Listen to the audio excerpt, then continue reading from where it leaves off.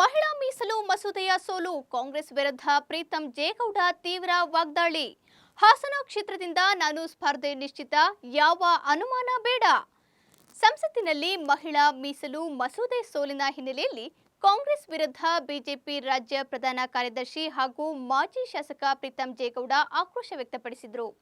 ಇನ್ನು ರಾಜಕೀಯವಾಗಿ ಮುಂದಿನ ವಿಧಾನಸಭೆ ಚುನಾವಣೆಯಲ್ಲಿ ಹಾಸನ ಕ್ಷೇತ್ರದಿಂದ ನಾನು ಸ್ಪರ್ಧಿಸುವುದು ನಿಶ್ಚಿತ, ಇದರಲ್ಲಿ ಯಾವುದೇ ಅನುಮಾನ ಬೇಡ ಎಂದು ವಿಶ್ವಾಸ ವ್ಯಕ್ತಪಡಿಸಿದರು.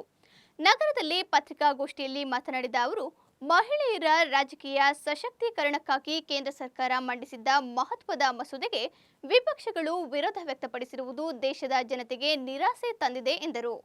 ಮಹಿಳಾ ಮೀಸಲಾತಿ ತಮ್ಮ ಪಕ್ಷದ ಮೂಲ ಸಿದ್ಧಾಂತದಲ್ಲೇ ಅಡಕವಾಗಿದೆ. ಬಿಜೆಪಿ ಯಾವಾಗಲೂ ಮಹಿಳೆಯರಿಗೆ ಶಕ್ತಿ ತುಂಬುವ ಕೆಲಸ ಮಾಡಿದೆ. ಸಮಾಜದಲ್ಲಿ ಮಹಿಳೆಯರಿಗೆ ಸಮಾನ ಹಕ್ಕು ಹಾಗೂ ಗೌರವ ಸಿಗಬೇಕು ಎಂಬುದು ನಮ್ಮ ನಿಲುವು. ಈ ದಿಕ್ಕಿನಲ್ಲಿ ಹಲವು ಯೋಜನೆಗಳು ಹಾಗೂ ಕಾನೂನು ಕ್ರಮಗಳನ್ನು ನಾವು ಕೈಗೊಂಡಿದ್ದೇವೆ ಎಂದು ಅವರು ಹೇಳಿದರು. ರಾಜಕೀಯ ಮೇಲಾಟದ ನಡುವೆ ಕಾಂಗ್ರೆಸ್ ಮತ್ತು ಅದರ ಮಿತ್ರ ಪಕ್ಷಗಳು ಮಸೂದೆಯನ್ನ ಸೋಲಿಸುವ ಮೂಲಕ ಸಾಮಾನ್ಯ ಮಹಿಳೆಯರ ಆಶಯವನ್ನ ಕುಗ್ಗಿಸಿದೆ ಎಂದು ಆರೋಪಿಸಿದರು. ಇದು ಕೇವಲ ರಾಜಕೀಯ ವಿಚಾರವಲ್ಲ, ದೇಶದ ಕೋಟ್ಯಾಂತರ ಮಹಿಳೆಯರ ಭವಿಷ್ಯದ ಪ್ರಶ್ನೆ. ಮಸೂದೆ ಸೋಲಿಸುವ ಮೂಲಕ ಮಹಿಳೆಯರ ಹಕ್ಕನ್ನ ಕಿತ್ತುಕೊಂಡಂತಾಗಿದೆ ಎಂದು ಕಿಡಿಕಾರಿದರು. ಅವ್ರು ಹೇಳಿದ್ದೇನೋ, ನೀವು ಮಹಿಳಾ ವಿಧೇಯಕ ಪಾಸ್ ಮಾಡಿ ನಾವು ಸಪೋರ್ಟ್ ಮಾಡ್ತೀವಿ ಅಂದ್ರು. ಅದರ ಅರ್ಥ ದಕ್ಷಿಣ ರಾಜ್ಯಗಳ ವಿರೋಧವಾಗಿದೆ ಕಾಂಗ್ರೆಸ್ ಸರ್ಕಾರ ಅಂತ ಆಯ್ತಾ? ಕಾಂಗ್ರೆಸ್ ಕೇಂದ್ರದ ಕಾಂಗ್ರೆಸ್ ಅಂತ ಆಯ್ತಾ? ಯಾಕಂದ್ರೆ ಮಹಿಳಾ ಮೀಸಲಾತಿ ಈಗ ಪಾಸ್ ಆದ್ರೆ ನೆಕ್ಸ್ಟ್ ಡಿಲಿಮಿಟೇಷನ್ ಬರುತ್ತೆ, ಅವಾಗ ದಕ್ಷಿಣ ರಾಜ್ಯಗಳಿಗೆ ಎಫೆಕ್ಟ್ ಆಗುತ್ತೆ. ಕಾಂಗ್ರೆಸ್ಸಿಗೆ ದಕ್ಷಿಣ ರಾಜ್ಯಗಳಲ್ಲಿ ಸೀಟ್ ಸಂಖ್ಯೆ ಕಡಿಮೆ ಆಗಬೇಕು ಅಂತ ಅವ್ರ ಮನಸ್ಸಲ್ಲಿದ್ರೆ ಬಹುಶಃ ಈಗ ತಗೊಂಡಿರೋಂಥ ತೀರ್ಮಾನ ಸರಿ ಇದೆ.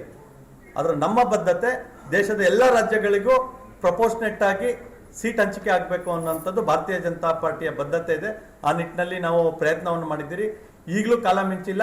ಕಾಂಗ್ರೆಸ್ ಅವರಿಗೆ ಸದ್ಬುದ್ಧಿಯನ್ನ ಕೊಟ್ಟು ರಾಹುಲ್ ಗಾಂಧಿ ಅವರ ನೇತೃತ್ವದ ಏನು ಆಪೋಸಿಷನ್ ಲೀಡರ್ ಇದ್ದಾರೆ ಅವರ ನೇತೃತ್ವದ ತಂಡ ಇದನ್ನ ಪುನರ್ ವಿಮರ್ಶೆ ಮಾಡಿ ಪ್ರಧಾನಮಂತ್ರಿಗಳೊಂದಿಗೆ ಚರ್ಚೆ ಮಾಡಿ ಯಾವುದೇ ಸಮಸ್ಯೆ ಇಲ್ಲದೆ ಇರೋ ರೀತಿಯಲ್ಲಿ, ದಕ್ಷಿಣ ರಾಜ್ಯಕ್ಕೆ ಅನ್ಯಾಯ ಆಗದೆ ಇರೋ ರೀತಿಯಲ್ಲಿ ಇದಕ್ಕೆ ಒಂದು ಶಕ್ತಿಯನ್ನು ತುಂಬಲಿ ಅಂತ ಹೇಳಿ ದಕ್ಷಿಣ ರಾಜ್ಯದ ಒಬ್ಬ ಪ್ರಜೆಯಾಗಿ ನಾನು ಅವರಲ್ಲಿ ವಿನಂತಿಯನ್ನ ಮಾಡ್ತೀನಿ. ಕ್ಷೇತ್ರದ ಜಾಸ್ತಿ ಆದ ತಕ್ಷಣ ಇರೋ ಮತದಾರರೇ ಮತ ಹಾಕ್ಬೇಕು.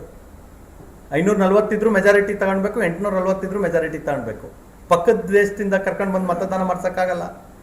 ಆ ವಿಚಾರ ಅಲ್ಲ ಇಲ್ಲಿರೋಂಥದ್ದು. ಮಹಿಳಾ ಮೀಸಲಾತಿ 2034 ಮಾಡಿದ್ರು ಸಮಸ್ಯೆ ಆಗುತ್ತೆ. ಯಾಕಂದ್ರೆ ಡಿಲಿಮಿಟೇಷನ್ ಮಾಡಿದಾಗ, ಈಗ ಸೆನ್ಸಸ್ ಕಂಪ್ಲೀಟ್ ಆದ್ರೆ 2026ರಲ್ಲಿ ಡಿಲಿಮಿಟೇಷನ್ ಆಗಲೇಬೇಕು. ಯಾಕಂದ್ರೆ 20 ವರ್ಷ ಕಾನ್ಸ್ಟಿಟ್ಯೂಷನಲ್ ಅಮೆಂಡ್ಮೆಂಟ್. ಆ ಸೆನ್ಸಸ್ ಆದ ನಂತರ ದಕ್ಷಿಣ ರಾಜ್ಯಗಳಿಗೆ ಸೀಟ್ ಕಮ್ಮಿ ಆಗುತ್ತೆ. ಆ ಸೀಟ್ ಕಡಿಮೆ ಆಗಬಾರ್ದು ಇನ್ನು 20 ವರ್ಷಗಳಲ್ಲಿ ಅಂತ ಹೇಳಿದ್ರೆ ಮಹಿಳಾ ಮೀಸಲಾತಿ ಮತ್ತೆ ಡಿಲಿಮಿಟೇಷನ್ ಒಟ್ಟಿಗೆ ತೆಗೆದುಕೊಂಡು ಹೋದ್ರೆ ಮಾತ್ರ ಸಾಧ್ಯ ಅನ್ನೋ ಕಾರಣಕ್ಕೆ ಮಾಡ್ತಾ ಇರೋದು.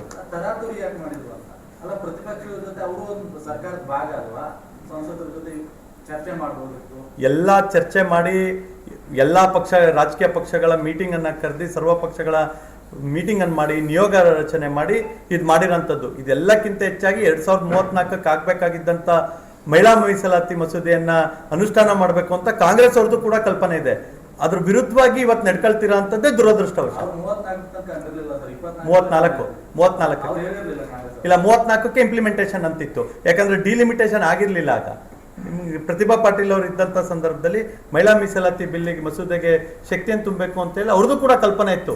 ನಾನಿದು ಬಿಜೆಪಿಗೆ ಮಾತ್ರ ಅಂತ ಹೇಳ್ತಿಲ್ಲ. ಆದ್ರೆ ಇವತ್ತಿನ ಪರಿಸ್ಥಿತಿ ಏನಿದೆ ಅನ್ನೋದನ್ನ ಪಕ್ಷವನ್ನ ಮೀರಿ ನಾವು ಯೋಚನೆ ಮಾಡೋಂಥದ್ದಿದೆ. ಹಾಗಾಗಿ ನಾವು ಗುಣಕ್ಕೆ ಮತ್ಸರ ಇಲ್ಲ.